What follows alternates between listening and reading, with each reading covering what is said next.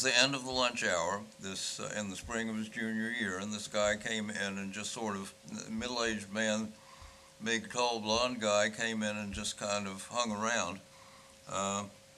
And finally came to the counter and looked at Ford and asked him, "Are you Leslie King?" The name meant nothing to Ford, who had never heard it. And he said, "No." And the guy said, "Are you Junior Ford?" "Yeah." He said, "You're Leslie King. I'm your father." This was his father from Nebraska, who had basically been out of his life for 17 years. Leslie, with his wife, had gone to Detroit and bought a new Lincoln, and he was driving it back to Nebraska and thought, well, I'll stop in Grand Rapids and see my son. And so he came and announced himself to him, said, "Let me take you to lunch," with his new wife that he had married. They had lunch, and the atmosphere was tense. Ford said in his memoirs, he said the conversation was superficial, which you can only imagine it was. Because he's trying to deal with the fact that his father has appeared, this guy claiming to be his father has appeared out of nowhere and, claims some kind of special right to interfere in his life. My favorite part of the story is the fact that once my dad got a law degree, he arranged to have Leslie Lynch King Sr. come to the state of Michigan and had him arrested for back child support payments that he had to pay to my grandmother. Right. When he got that back,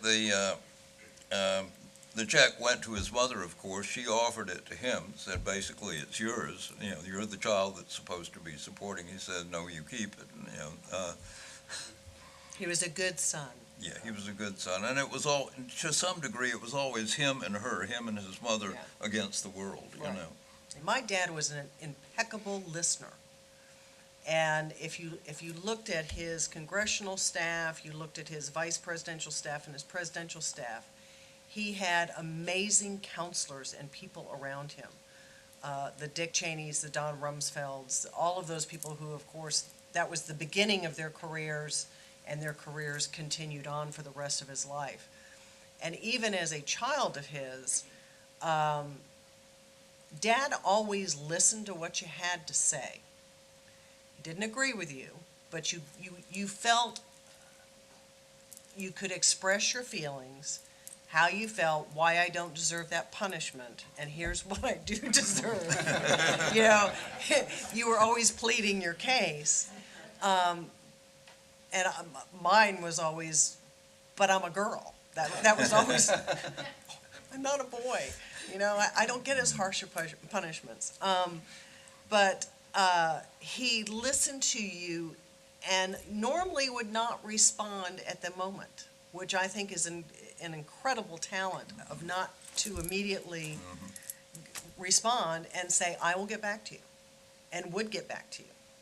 And sometimes it was to go off and discuss with my mother, and the two of them make up their mind as to what was going to happen.